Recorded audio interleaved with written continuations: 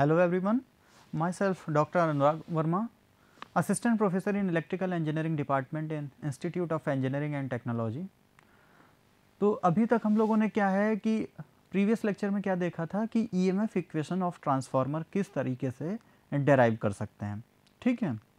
तो हम लोगों ने वहाँ पे दो मेथड देखे, ठीक है। दोनों मेथड से हम लोगों ने क्या किया था कि ईएमएफ इक्वेशन को डेराइव किया और दोनों ही इक्वेशन से हम लोगों ने प्राइमरी साइड के लिए ईएमएफ एंड सेकेंडरी साइड की ईएमएफ के लिए इक्वेशन कैलकुलेट की। तो मैंने आप लोगों को ये भी बोला था कि जो भी मेथड आपको कन्वीनियंट लगे उस मेथड से क्या है कि आप ईएमएफ इक्वेशन को डेराइव कर सकते हैं, ठीक है।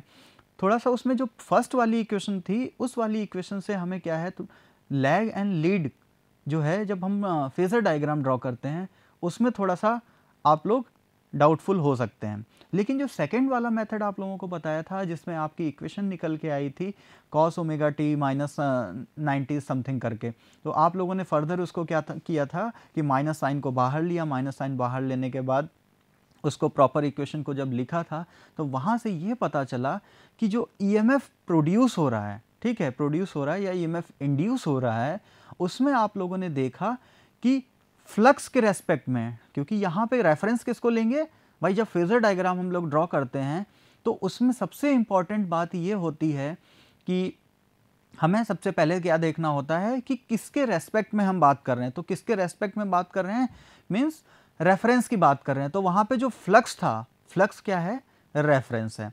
तो फ्लक्स के रेफरेंस में आप लोगों ने देखा था कि जो आपका ईएमएफ की वैल्यू है, तो ईएमएफ क्या है -90 डिग्री, मतलब लैग था। तो हम लोग जब फेजर डायग्राम ड्रॉ करेंगे तो फेजर डायग्राम ड्रॉ करने के लिए आपको क्या करना पड़ेगा, इस तरीके से एक तो रेफरेंस हो गया, ठीक है, अभी बता दूंगा ये जब फेजर डायग्राम ड्रॉ करो, फाई हो गया, ठीक है।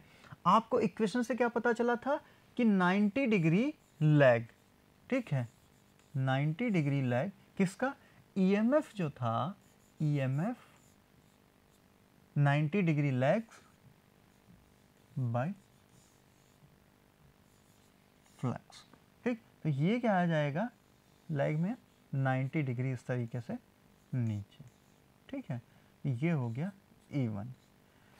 तो इस तरीके से क्या है कि हम अभी फेजर डायग्राम को भी, कंप्लीट फेजर डायग्राम भी ड्रॉ करना सीखेंगे कि ट्रांसफार्मर का मतलब नो लोड के लिए, ठीक है, एक तो नो लोड के लिए, ठीक है, आइडियल के केस में, किसके केस में, आइडियल ट्रांसफार्मर। अभी ये जो नई टर्म्स इंट्रोड्यूस हो रही हैं ये सब मैं कवर करूंगा कि आइडियल ट्रांसफार्मर किसको बोलते हैं,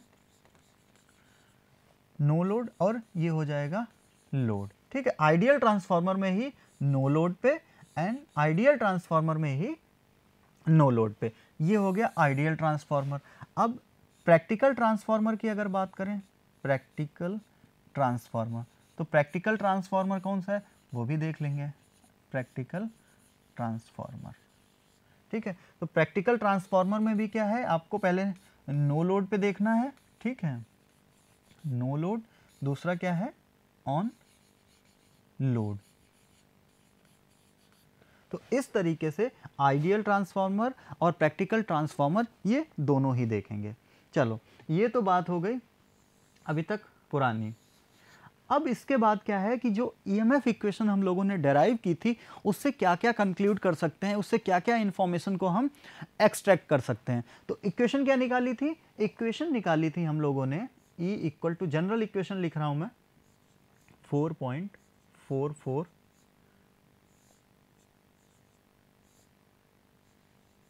इंटू एन, ये निकाली थी, ठीक है, ट्रांसफार्मर के लिए। अब इसी में क्या था, E1 एंड 2, इरेज कर देते हैं एक बार इसको, हाँ, अब क्या था, E1 equal to 4.44 number of turns, N1 frequency F and 5x, ठीक है। Similarly for E2 4.44 and 2 frequency 5x। Frequency change नहीं होती है, ये ध्यान रखना, वोल्टेज लेवल का ट्रांसफॉर्मेशन होता है, ठीक।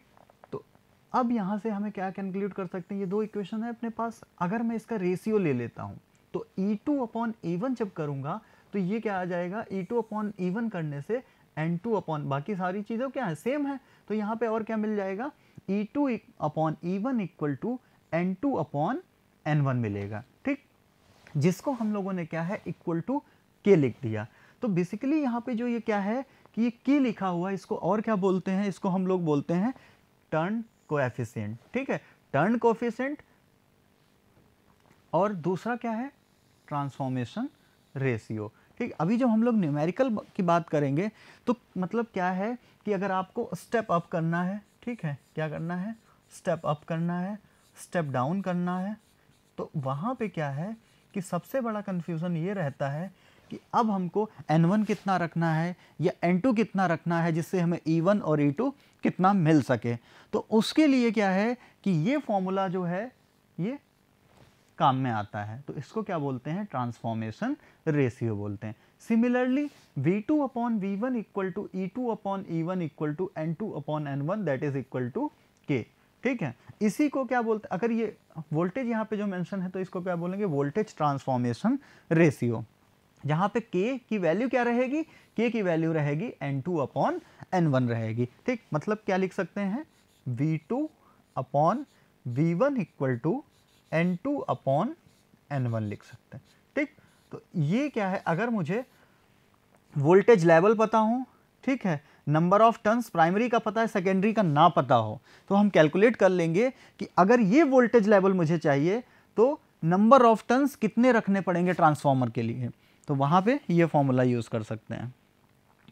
अब ये तो बात हो गई N1, N2, E1, E2 and V1, V2 की, लेकिन अब कुछ जनरल टर्म्स हैं जो हमें पता होना चाहिए कि अगर N1 ग्रेटर देन N2 है या N2 ग्रेटर देन N1 है या दोनों आपस में बराबर हैं, तब उस केस में क्या होगा। तो पहला क्या है, केस ले लेते हैं कि नंबर ऑफ टर्न्स जो हैं सेकेंडरी साइड के, मैं यहाँ पे ड्रॉ कर लेता हूँ,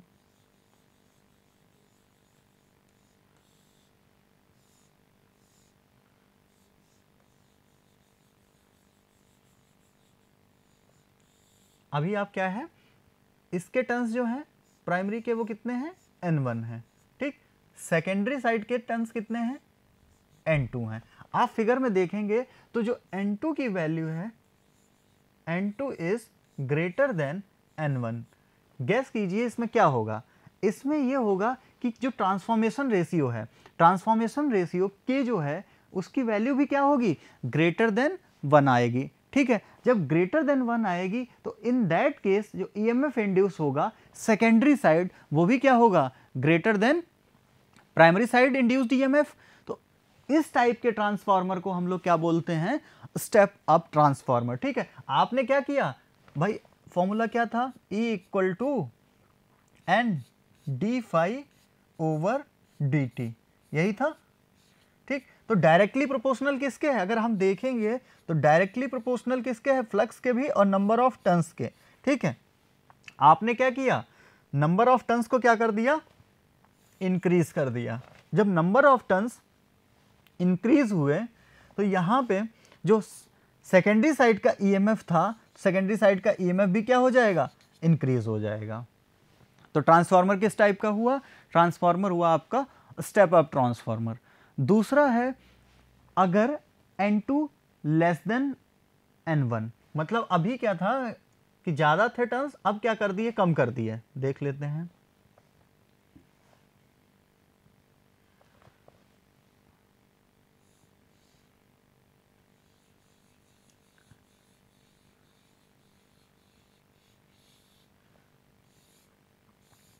N2 is less than N1, ठीक। अब ये जो N2 है और ये N1 है, तो N2 देख के पता चल रहा है कि N2 जो है नंबर ऑफ टर्न्स हैं जो N2 में वो कम है, तो N2 is less than N1, तो ट्रांसफॉर्मेशन रेशियो K की वैल्यू यहाँ पे क्या होगी, ये एक्चुअली में चेंज कर लेना यहाँ पे, जो हम लोग लिख रहे थे, क्या लिख रहे थे, E2 upon E1 equal to N2 upon N1 equal to K लिख रहे थे, ठीक है। अब अभी क्या है कि जो N2 अपॉन N1 इस केस में K, तो N1 क्या है, N1 जो है वो ग्रेटर देन N2 है, ठीक है। तो डेनोमिनेटर क्या है, अभी डेनोमिनेटर क्या हो गया, बड़ा हो गया, तो K की जो वैल्यू निकल के आएगी, K की वैल्यू क्या होगी, लेस देन 1 होगी। ये चेंज कर लेना थोड़ा यहाँ पे, K इज लेस देन 1, ठीक है। और E2 क्या हो जाएगा, E2 लेस देन E1, ठीक है। तो जो सेकेंडरी साइड जो EMF प्रोड्यूस होगा या इंड्यूस होगा वो क्या होगा, लेस देन होगा प्राइमरी EMF इंड्यूस, ठीक है। ऐसे ट्रांसफॉर्मर्स को क्या बोलेंगे, स्टेप डाउन ट्रांसफॉर्मर, क्योंकि अब आपको क्या है, जो यहाँ पे सेकेंडरी साइड पे EMF मिलेगा उसकी वैल्यू क्या रहेगी, कम रहेगी एज कंपेयर टू प्राइमरी के, ठीक। और यहाँ पे जो ट्रांसफॉर्मेशन रेशियो K की वैल्यू वो भी क्या रहेगी, लेस देन 1 रहेगी, ठीक। अगर अभी क्या था कि हम लोगों ने लेस देन ग्रेटर देन देखा, अब क्या कर देते हैं कि अगर N2 और N1 दोनों क्या है आपस में बराबर हो जाए, ठीक है। मतलब प्राइमरी साइड के जो नंबर ऑफ टर्न्स हैं और जो सेकेंडरी साइड के नंबर ऑफ टर्न्स हैं दोनों आपस में क्या है, इक्वल हैं। लेट अस से कि यहाँ भी कितना है, N1 की वैल्यू कितनी है, मान लेते हैं 1000 टर्न्स, कितने 1000 टर्न्स, और N2 कितना है, ये भी कितना है 1000 टर्न्स, ठीक। इस केस में जो EMF प्रोड्यूस होगा, तो अब जो EMF प्रोड्यूस होगा वो क्या होगा, E2 इक्वल टू क्या होगा, E1 होगा। और इस टाइप के ट्रांसफॉर्मर, और यहाँ पे K की वैल्यू कितनी मिलेगी, फॉर्मूले में रख के देखें, N2 upon N1 equal to K, ये था। तो N2 कितना है 1000 और N1 भी कितना है 1000 इक्वल टू K, तो यहाँ पे K कितना निकल के आएगा, K की वैल्यू आएगी 1, ठीक है। और ये किसके लिए हो गया, ये हो गया आपके आइसोलेशन ट्रांसफार्मर के लिए हो गया, किसके लिए, आइसोलेशन या फिर 1:1 ट्रांसफार्मर, ठीक है। इसको और क्या बोलते हैं, 1:1 ट्रांसफार्मर भी बोलते हैं। अब बात करते हैं करंट रेशियो की। अभी आपने जो बात की वो किसके लिए बात की थी, टर्न रेशियो के लिए बात की, वोल्टेज के लिए बात की। अब बात कर लेते हैं करंट रेशियो के लिए।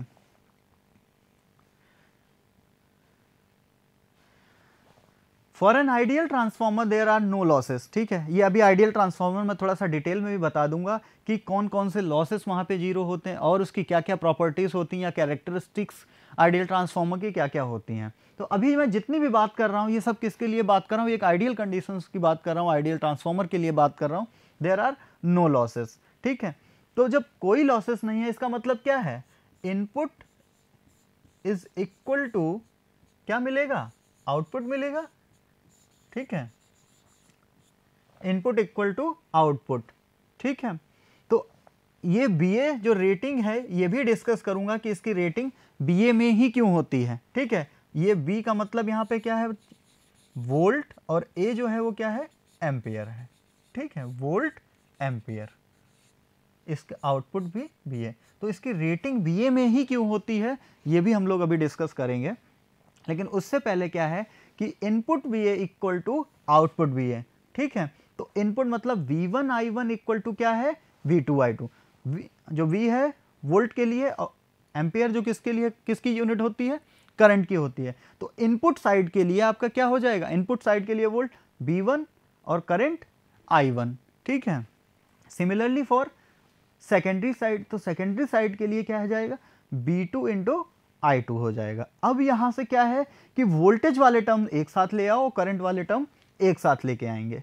तो V1, एक मिनट इरेज कर, क्या लिखा है, input is equal to output, ठीक है। तो रेटिंग किसमें है, BA में है, ठीक है, BA। तो V1 I1 is equal to क्या है, V2 I2 है, ठीक। वोल्टेज वाले टर्म एक साथ कर लेते हैं, V1 upon V2 is equal to I2 upon, voltage यहां आ गया, ठीक है, करंट इधर आ गया। तो V1 upon V2 equal to क्या आ गया, I2 अपॉन, या फिर हम क्या लिख सकते हैं इसको, V2 upon V1 equal to I1 upon I2 लिख सकते हैं, ठीक है। अच्छा ये बताओ, अभी हम लोगों ने V2 अपॉन V1 क्या पढ़ा था, तो V2 अपॉन V1 हमने क्या पढ़ा था, V2 upon V1 equal to E2 upon E1 equal to N2 upon N1 equal to K, ठीक है, ट्रांसफॉर्मेशन रेशियो। तो अब यहाँ पे मैं क्या प्लेस कर सकता हूँ, इसकी जगह पे रख सकता हूँ I2 अपॉन, एक मिनट, इरेज,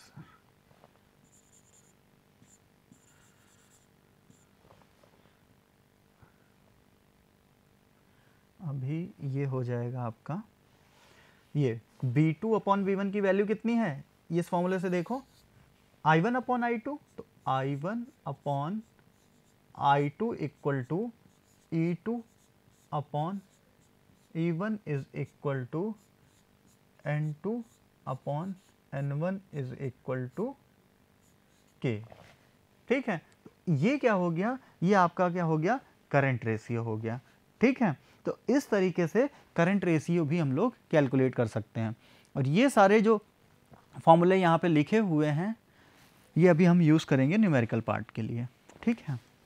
तो अभी मैं क्या बोल रहा था आपसे कि रेटिंग की बात कर रहा था, कि रेटिंग मतलब इस तरीके से बीए में ही क्यों लिखी मैंने, जब इनपुट लिया था ना, input is equal to output ideal transformer के लिए विदाउट एनी लॉसेस, ठीक है। तो मैंने क्या लिखा था, बीए लिखा था, ठीक है। या आप लोगों ने क्या देखा होगा, एमबीए देखा होगा, और क्या देखा होगा, केबीए, ठीक है, किलो या मेगा में।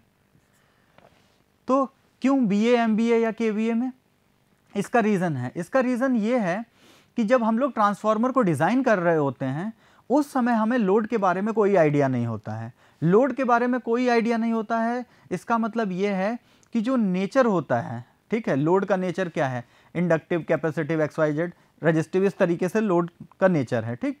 तो हमें उस समय कोई पहले से आइडिया नहीं है कि इस ट्रांसफार्मर में कौन सा लोड कनेक्ट होने वाला है।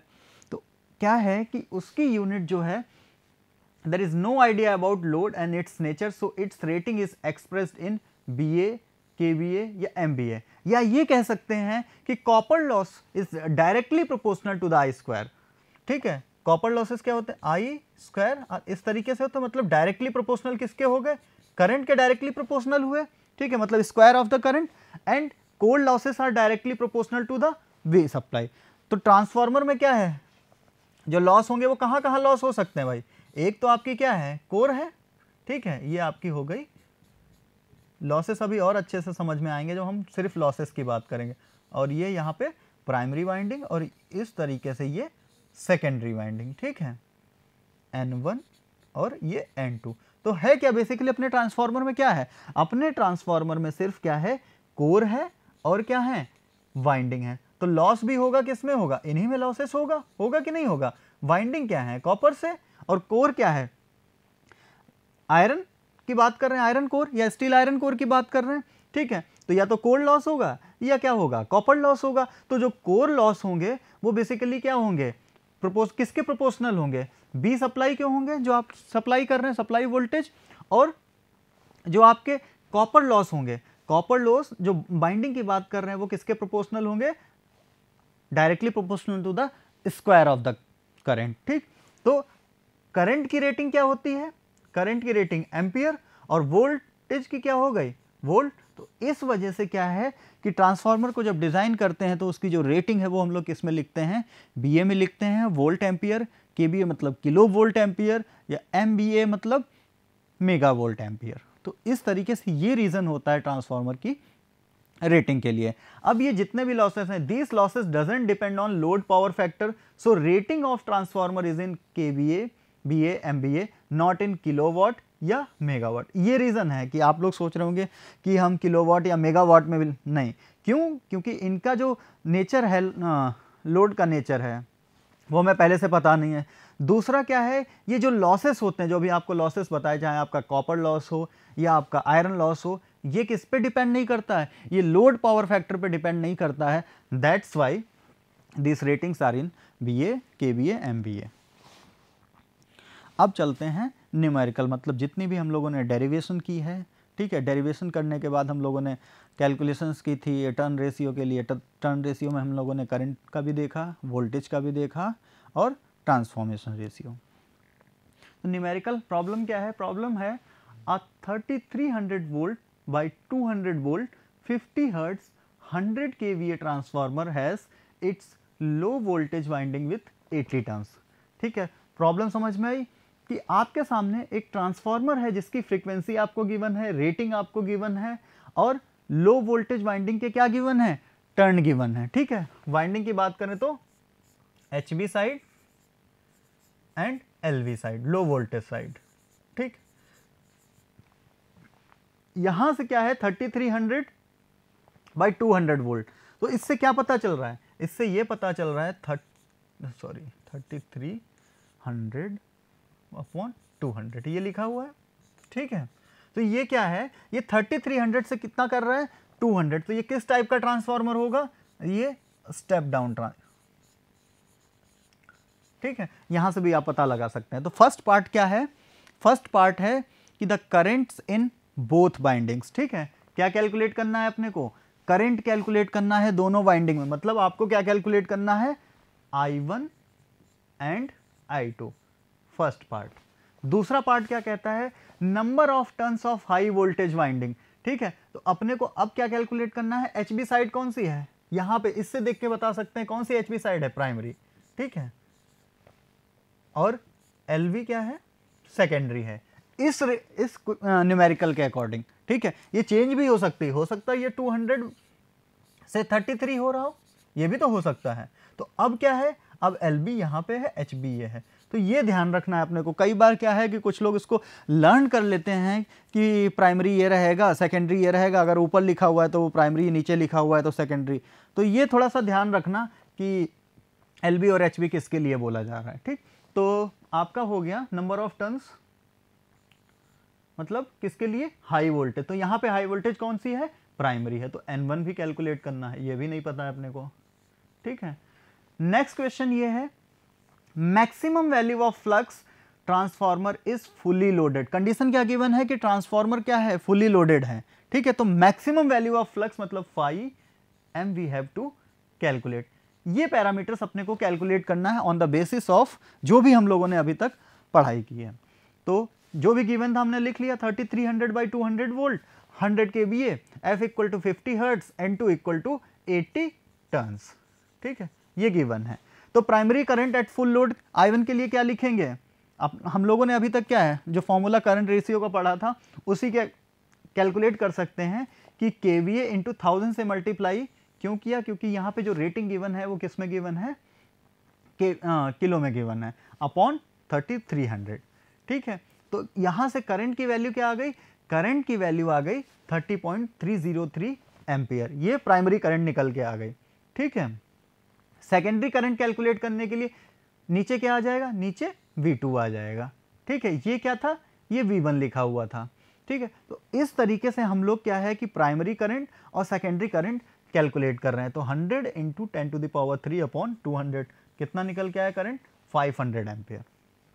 ठीक, अब दूसरा क्या था, टर्न्स कैलकुलेट करने हैं तो टर्न रेशियो पे जाना पड़ेगा। तो V2 upon V1 equal to N2 upon N1 equal to E2 upon E1 equal to K। तो देख लेते हैं यहाँ पे कौन कौन से पैरामीटर अपने को गिवन है, क्या क्या गिवन था, अपने को गिवन है N2 भी है गिवन।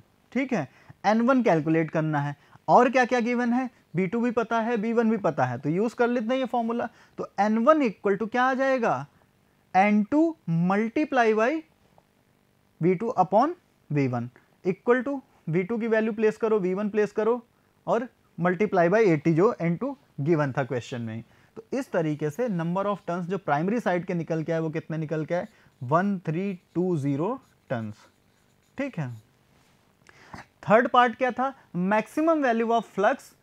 ठीक, तो मैक्सिमम वैल्यू ऑफ फ्लक्स कहां से मिलती है, हमें जाना पड़ेगा वापस से किसमें, ट्रांसफार्मर की इक्वेशन में। तो इक्वेशन क्या थी अपने पास, 4.44 frequency multiply by 5m N1। अब अपने को क्या क्या गिवन है यहाँ पे, सारा ही कुछ तो गिवन है, f भी पता है, n1 भी पता है, e1 भी पता है।